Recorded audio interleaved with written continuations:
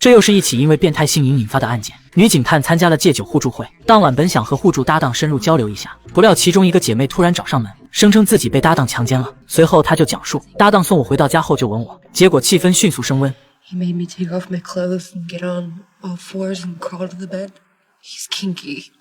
It's a release. He threw me on the bed and grabbed my hair. He was being so rough and he was hurting me. Did you say no or stop? Yeah, I begged him to stop. He just kept on. 但丽娜又疑惑这算不算强迫，因为毕竟对方已回家，是我又把她喊回来的。结果警察被搞懵了，于是丽娜解释早前她送我回家，我们已经发生过关系，就在门廊。很快完事后她离开了，可我又把她喊了回来。That was consensual. But the second time it wasn't. No, he forced me. He hurt me. And that's rape, honey. 那接下来就是审问嫌疑人了，可不料丽娜的搭档吉恩竟声称双方是自愿的，是丽娜夸大其词了，并且我们马上要分手了。但警察不信，嘲讽他既然要分手还强奸，哪知吉恩竟反驳丽娜就好这口，接着还拿出了证据，是折返前丽娜发来的短信。I want you to crawl on all fours. I want to ram you from behind while you beg for mercy. But then your response, that's so humiliating. I love it. 但丽娜称这是断章取义，吉恩一直有喜欢粗暴行为的癖好，只是最近他的要求越来越多，他从前可没这么暴力。对此警察也明言，陪审团很难看出其中的差别，意思就是难以下定论这是强迫。而检察官也认为两人早前自愿发生过关系。丽娜还回复了想要被羞辱，有短信往来为证，并且她还是一位在性事上非常大胆的人，有吸毒和酗酒史，所以丽娜想告强奸基本没戏。可阿曼达不服气，他还是很同情丽娜的，然而其他人也无可奈何。他们也赞同检察官的看法，只能找个证据不足的借口来宽慰阿曼达了。当然丽娜也不接受这个结果，还自嘲都是因为我有烟瘾和性瘾才被这样不公平对待的。对此阿曼达也只好要求他不要再联系吉恩了，如果他主动找你就告诉我。见状丽娜也只能同意了，却不料意外很快就发生了。正当晚上阿曼达和户主搭档睡得正香之际，突然手机嗡嗡的响了起来，居然是一个坏消息，竟是吉恩从天台上掉下来摔死了，而关键他是从丽娜家天台掉下来的，这可就不妙了。可出人意料的是，丽娜对此竟毫不知情，但警察还是按例审问了起来。哪知丽娜竟承认自己给吉恩打过电话，并很后悔不该打，因为吉恩很生气，指责我毁了他的生活。然而警察想知道的是，你有没有叫他过来？当然是 no， 但显然警察不信，毕竟楼下死了个人，并且与他还有过节。而至于吉恩的死因，法医只能断定是摔死的，不能判断出他是自己掉的还是被人推下去的，但可确定天台上不止吉恩一人。His pants were unzipped, he had saliva on his penis, and there was a large amount of fresh ejaculate in his urethra. After sex, most men feel the urge to urinate, which clears the urethra. He didn't get the chance, and the amount of fluid is consistent with his having ejaculated very recently. He came, and then he went. 这么看，另一个人八成就是丽娜了。而事到如今，丽娜也只好坦白，我先是给吉恩打了电话，叫他离我远点，可他还是来找我了。但他肯定是趁着其他住户出门时溜进了大楼。Hold on, you let him in? We talked at my doorway for a few minutes. I was trying to reason with him. How'd you two end up on the roof? I didn't want him in my apartment, and we've had sex on the roof. On the ledge? He likes that. He said I owed him. I just thought that if I went along with what he wanted, then he'd leave me alone. He usually calms down after sex. Then what happened? I got down on my knees, and I took care of him. And then he got violent, and he pulled my hair, and he grabbed me, and I got scared, and I must have just pushed him. So it was an accident. I just wanted him to stop hurting me. I was afraid of him. 但警察还疑惑你开始怎么不说，不料丽娜的理由竟是你们不相信她强奸了我，我为啥要说？可现在说了，警察仍是不信。检察官也认为丽娜隐瞒口的事就是故意遗漏细节，不料阿曼达却维护丽娜，相信她是害怕的忘记了。然而其他人可不赞同，结果导致警察内部出现了不同意见。最后检察官提议搜寻间接证据，去问问见过他俩在一起的人。哪知调查了一番后，尼克却发现阿曼达可能被丽娜洗脑了，因为俩人的互助搭档都是同一个叫内特的人。然而就在这时，吉恩的未婚妻竟突然来了，声称这就是谋杀。但警察疑惑你怎么知道？不料未婚妻说是吉恩给我留了言。Melissa, it's me. I'm afraid of what Lena might do, so I'm going to go try to talk some sense into her. If anything happens to me, call the police. We'd spoken 20 minutes earlier. He told me he was going over there, that she'd threatened him and me. What else did he tell you about her? That she was stalking him. When he tried to end it, she accused him of rape. 说完未婚妻就要求逮捕丽娜，哪知就在这时，尼克突然把检察官喊了出去，竟是丽娜家的物业来作证。几天前，丽娜说想去天台抽烟，问我怎么解除天台警报，但我不信，因为之前她就和死者触发过几次警报。You weren't smoking those other times?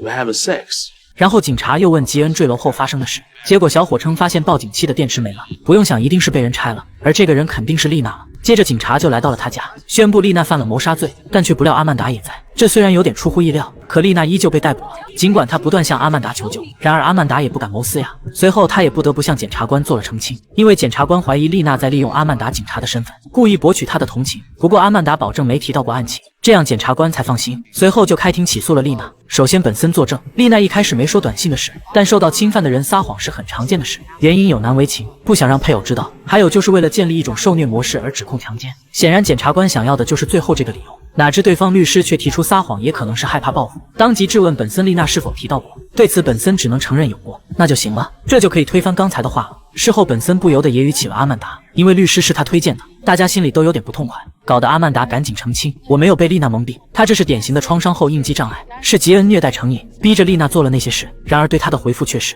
本森建议阿曼达多关心一下自己。显然大家根本不信，而为了拯救被迷惑的阿曼达，尼克不惜以身犯险，打入了互助会内部，研究起了内特。结果很快就发现了异常，有个女人的眼神不对劲，俩人之间肯定有猫腻。然后就在俩人甜甜蜜蜜之际，他故意凑了过来，表达了想和内特做搭档的意思。但内特早就勾搭上了美女，当即拒绝了尼克，而尼克也只是想证实下，这下可以确定内特就是爱勾搭美女，阿曼达并不是他的唯一。可谁知到了晚上，内特又躺到了阿曼达的床上，简直是无缝衔接。直到第二天，尼克单独找了阿曼达，告诉他内特专挑新来的女成员下手，他们都管这叫他的第13步。可阿曼达不信，尽管尼克好心劝解，哪知阿曼达竟嘲弄尼克是因为离婚了，所以看不得别人过得快乐，一下整得尼克很难堪。但他仍想劝阿曼达回头，不料阿曼达相信爱情，又嘲讽尼克这是嫉妒，还十分可怜他孤身一人。即使其他人来劝，阿曼达也丝毫不留情面怼了回去，简直是疯狂了，真是好良言难劝该死的鬼。结果第二次开庭，他就成为了丽娜的证人，承认一开始相信丽娜是被强奸了，并且在检方决定不起诉后，丽娜害怕吉恩会继续纠缠她，从而将丽娜塑造成了弱者。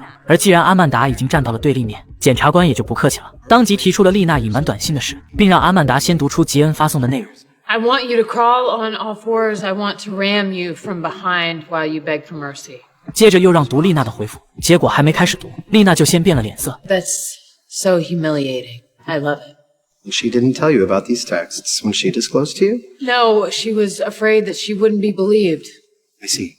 And on the night of Mr. Fierstein's death, when she denied knowing he was in her building, when she neglected to mention she had performed oral sex on him on her rooftop shortly before he fell, is that also because she was afraid she wouldn't be believed? Objection! 但检察官接着就不问了，也不用阿曼达解释，反正让陪审团得知这2次撒谎是故意的就行了。随后轮到丽娜了，她表示因为自己从小就被父亲虐待，所以还能接受吉恩的变态行为，包括把我当作只是供他发泄的3个洞而已，但也言明这些我并不喜欢，全是吉恩想要的。而当律师问起他回复的短信时，丽娜则辩解我知道他希望我这么说，因为害怕吉恩所以才这么回复的。至于还邀请他来家里的原因，则是以为让吉恩开心了，或许他就会对我好点。这一下子就将不利的因素全都找了理由。可检察官却是另有证据，证明丽娜是因为吉恩不肯和未婚妻分手，所以才杀了他。那就是丽娜曾给未婚妻发短信，说他是我的，不料丽娜仍反驳是因为吉恩强奸了我。You were angry, and the next night you invited him to your rooftop and performed oral sex on him while he stood on the ledge. That was his idea. He was a thrill junkie. While he was in this completely vulnerable, dangerous position right after he'd had an orgasm, he attacked you? He was pulling at me and grabbing my hair. He wasn't just trying to keep himself from being pushed over? No, yes. 接着丽娜就假装被吓到了，因为她爸总是对她大喊大叫，于是检察官就小声地问 I would like to know why you lied to the police so many times. 不料丽娜却看向了律师，而在得到暗示后，她闭嘴不说了。可检察官已看穿，丽娜是在继续扮演受害者。 When you accused Gene of raping you, was that part of your plan? So that later when you killed him, you could claim self-defense? 但却遭到了律师反对，而法官也支持了律师。最后轮到内特出庭了，因他一直参与互助会，也曾是丽娜的互助搭档，所以比较有话语权。他也证明丽娜是害怕吉恩的，还建议丽娜离开吉恩。却不料检察官早已从尼克那里得知了内情，立马直击要点。 Were you ever sexually involved with her? Yes, I was. Until how recently? I'm not sure. Mr. Davis? Best guess, Mr. Davis? A week ago? Are you currently sponsoring Detective Rollins? Yes. And also sexually involved with her? Yes. Did she know about you and Lena? No, listen, I'm not proud of my behavior. But Lena was aware of your relationship with Detective Rollins. Yes. And she was aware that Detective Rollins is an SVU.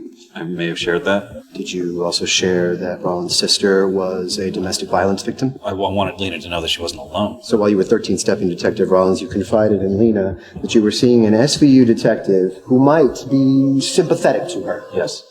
And shortly thereafter, did Lena ask you to invite Detective Rollins to an AA meeting she was speaking at? She did. Later that night, did Lena disclose to Detective Rollins that she had been raped? Actually, Mr. Davis, you were in Detective Rollins' apartment at that time, isn't that right? Yes. After the DA decided not to charge Jean with rape, did Lena ask you if Detective Rollins was still sympathetic to her? Yes, I said she was. I see. So either you were conspiring with Lena to establish a pattern of abusive behavior that would justify Jean's murder, or Lena was playing you. 结果吓得内特赶紧否认参与共谋。 So you were being played, and she used you to play Detective Rollins.